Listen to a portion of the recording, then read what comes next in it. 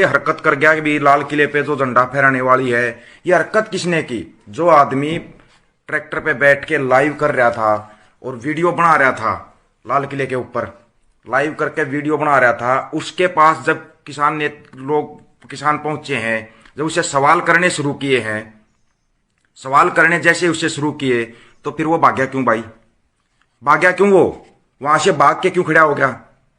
जब किसान उसके पीछे लगे हैं तो वो भाग गया। फिर उसको किसानों ने गालियां भी दी हैं। फिर उसी टाइम पे एक बंदा आता है, उसके लिए मोटरसाइकिल लेके आता है और मोटरसाइकिल लेके वो बंदा फरार हो जाता है।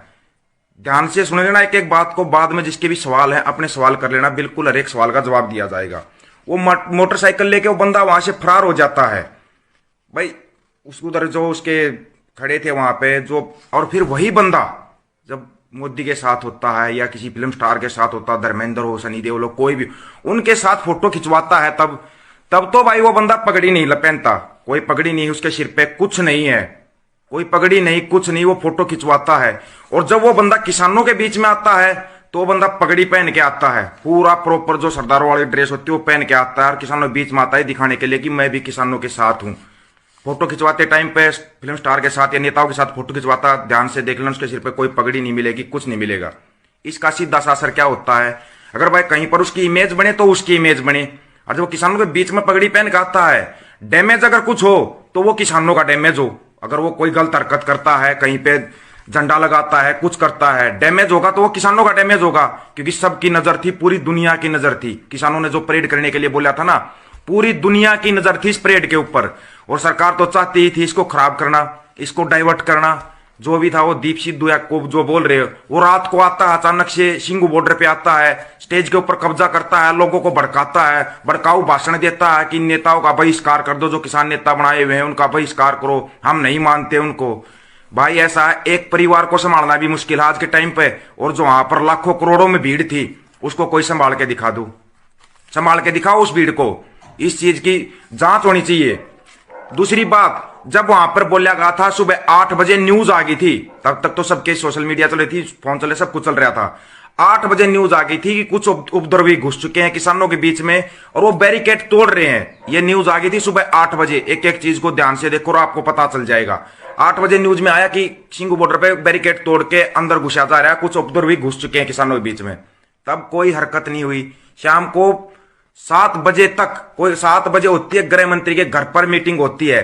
मीटिंग होने के बाद शाम को 7 बजे आदेश दिया जाता है पुलिस को कि आप बलपूर्वक इनको यहां से निकालो, लाठीचार्ज करो। उससे पहले बीच में हुआ जो दंगा हुआ, जो भड़का किस्म का काम हुआ है, किसानों ने स्पष्ट बोल दिया, जो सही में किसान थे वो अपनी परेड कर रहे थे, अपनी परेड का जो रूट दिया था सरकार ने उसी रूट पर चले हुए थे। ये डाइवर्ट करने का काम किसका था आप समझो। जहां पर यह पूरा घटनाक्रम हुआ है, आईटीओ पर हुआ है ना, जो आईटीओ पर जो ये घटनाक्रम हुआ है, लाठीचार्ज वाला हुआ है, जो भी कुछ हुआ, आंसू गैस के गोले छोड़े गए हैं, किसान का जो किसान शहीद हुआ, हम तो शहीद बोलेंगे भाई, जो ये बोल रहे ना कि शहीद कैसे हुआ, शहीद हुआ भाई गोली लगने से हुआ, ट्रैक्टर पलटने से हुआ ना। वो आंदोलन कर रहा था, इस जनता के लिए कर रहे थे। यह आंदोलन जो चला हुआ था, जो परेड थी, सरकार ने जो रूट दिया उसी पर चल रहे थे। आईटीओ पे जो गोल चक्कर आता है उसकी आप सीधी स्ट्रेटजी देखो। आईटीओ पर वहां से 500 मीटर दूर, लेफ्ट हैंड की तरफ 500 मीटर दूर, जहां पर ये बैरिकेड लगा रखे थे, डबल बैरिकेड लगा रखे थे, वहां पर हेडक्वार्टर है किसका, जो मौजूदा सरकार है, बीजेपी सरकार है, उसका हेडक्वार्टर है, मेन हेडक्वार्टर है आईटीओ पर 500 मीटर साइड में। उसकी तरफ तो डबल बैरिकेड लगा रखे थे, कोई उसकी तरफ जाने नहीं दिया गया। और जो लाल, वहां से गोल चक्कर से आप राइट हैंड की तरफ घूमोगे, 2.5 से 3 किलोमीटर आगे है लाल किला। लाल किला किसका है? हमारा है, सरकारी संपत्ति है, सबको पता है इस चीज का।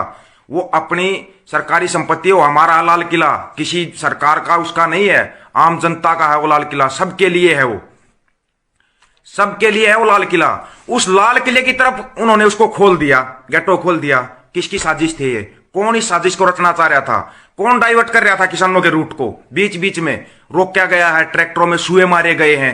कौन था वो? बीच बीच में पत्थरबाजी भी हुई है, उसके वीडियो भी दिखाने की कोशिश की गई थी, लेकिन सोशल मीडिया को बंद कर दिया गया था, बुरे तरीके से बंद कर रखा था, फोन होने भी बंद हो गए थे। वहां पर जो पत्थरबाजी हुई है, किसानों के मार्च के ऊपर जो पत्थरबाजी हुई है, वहां पर एक लेडीज पत्थरबाजी कर रही है, ऊपर से एक लेडीज पत्थरबाजी कर रही है, ऊपर से पत्थर मार रही है, जो किसानों की परेड चल रही है उसमें पत्थरबाजी कर रही है, लोगों को भड़काया जा रहा है, जानबूझ के भड़काया जा रहा है। उसके हाथ में आप ध्यान से देखना कि जी हिंदुस्तान का माइक था। हम नहीं मानते कि वो जी हिंदुस्तान न्यूज चैनल वाली होगी या कौन होगी, लेकिन उसने जी हिंदुस्तान का माइक पकड़ा हुआ था और वो लेडीज थी पत्थर मारने वाली।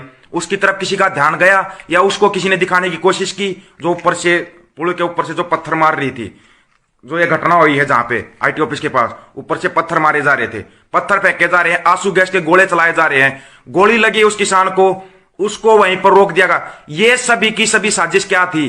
जो पुलवामा हमले की जो चैट सामने आई ना, व्हाट्सएप चैट सामने आई है, उस पर से ध्यान हटाने के लिए जो बिकाऊ मीडिया है उस पर तो इन्होंने कुछ नहीं बोला। ये बिकाऊ मीडिया इंतजार में थी कहां पर गड़बड़ हो, परेड शांतिपूर्वक नहीं चलनी चाहिए। सरकार की पूरी मंशा थी कि अब ये परेड शांतिपूर्वक होगी। परेड जो असली में हकीकत में किसान थे उन्होंने पूरी शांतिपूर्वक अपनी परेड पूरी की है। जो लाल किले की तरफ गए हैं, जो झंडा फहराने वाला वो दीप सिद्धू है, किसका आदमी है उसकी सीबीआई जांच करो, किसका आदमी हो किसके कहने से, उसके पिछले 7 दिनों की उसकी कॉल रिकॉर्ड सब कुछ निकालो, सारी डिटेल निकालो उसकी और लोगों के सामने रखो। ये कब किससे इसकी बातचीत हुई है? ये बंदा आता है एकदम से अचानक से सिंगू बॉर्डर पे आ जाता है, रात को आता है, रात को 11 बजे आकर सिंगू बॉर्डर पे स्टेज पे चढ़ जाता है, इसके कुछ आदमी को अपने को साथ लेके आता है, वहां से चढ़ के चिल्लाता है कि ये नेता बिक गए हैं, ये नेता कुछ नहीं करेंगे। कभी वो राज्यपाल जी का नाम ले रहा है, कभी किसी का नाम ले रहा है कि नेता तो बिके हुए हैं, ये तुम्हारा कोई भला नहीं करेंगे। मैंने पहले ही कहा था कि नौजवान अपने ऊपर काबू रखना, आपको भड़काया जाएगा। भड़काने वाला सिस्टम इन्होंने देखा था कि भाई जो किसान 62 दिनों से शांतिपूर्वक बैठे हुए थे, जहां पर एक चिड़िया तक का भी खुड़का नहीं हुआ, किसी दुकान को लूटा गया, किसी के साथ मार पिटाई हुई, कुछ नहीं हुआ। इन्होंने देखा जो आदमी 62 दिन से शांतिपूर्वक बैठे हुए हैं, एकदम से अचानक से इतना भड़काऊ काम किया किसने? पहले ही बताया था भाई कि एक एक चीज पर नजर रखना, ठंडे दिमाग से रहना, बिल्कुल हर एक चीज पे अपनी तरफ से नजर रखना, नहीं किसी के बहकावे में आना, कुछ नहीं आना। एक आदमी आता है आपको रातों रात भड़काता है, रातों रात भड़काता है, और आप लोग कुछ भाई थे जो नौजवान थे, कुछ उन्होंने क्यों सरदार की ड्रेस पहन के आया, सरदारों को बदनाम करने की सब पहले ही बताया था। पंजाब वालों को बदनाम करो, जो पंजाब हरियाणा की एकता बनी और जो एकता इन्होंने देखी, 62 दिन से हम चाल पे चाल चल रहे हैं, और ये पंजाब हरियाणा की एकता, ये एकता नहीं टूट रही, पूरे देश की एकता होगी। पंजाब, हरियाणा, राजस्थान, उत्तर प्रदेश, खास करके पश्चिमी उत्तर प्रदेश, ये महाराष्ट्र, उड़ीसा, मद्रास, चेन्नई तक का आदमी यहां पर आया हुआ था और सबकी एकता है। यहां ना कोई जातिवाद चल रहा, ना कोई धर्मवाद चल रहा। क्यों? सबको पता था ये लड़ाई फसल और नस्ल की लड़ाई है। जो लड़ाई लड़ने के लिए हम दिल्ली बैठे हुए हैं ना, वो फसल और नस्ल की लड़ाई है। हम उस लड़ाई को लड़ने के लिए बैठे हुए थे। सरकार अपनी चाल पे चाल चल रही थी, किसी चाल में कामयाब नहीं हो पाई।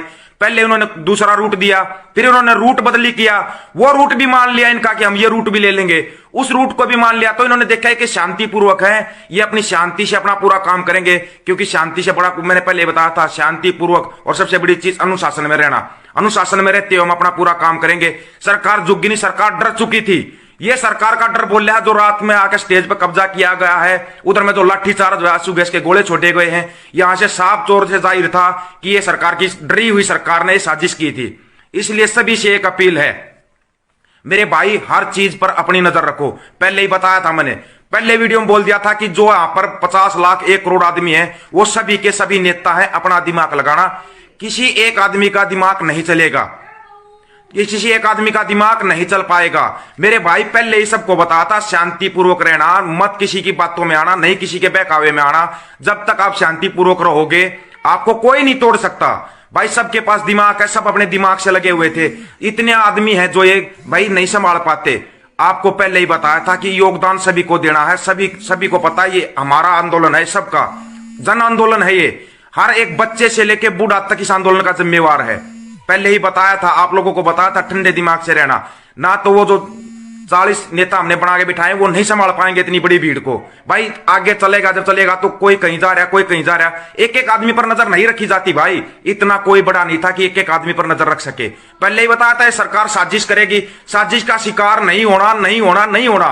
फिर भी इन लोगों ने गड़बड़ करवाई है। अभी भी कोई देर नहीं हुई है, कोई देर नहीं हुई है, कहीं पर नहीं भटके हो, वापिस एक हो जाओ, अपने आराम से वहां पर बैठो जहां पर अपना सिंगू बॉर्डर पर, टिकरी बॉर्डर पर, गाजीपुर शाहजहांपुर बॉर्डर है, वहीं अपनी जगह पर आकर बैठ जाओ। हमने जो अपना बोला था शांतिपूर्वक परेड का वो की है, शांतिपूर्वक अपनी परेड पूरी की है, उसमें हमने कोई गड़बड़ नहीं की। जो भीड़ पर जो लाठीचार्ज हुआ है, जो गोलियां चली, आंसू गैस के गोले चले हैं, जो ये सरकार की साजिश थी।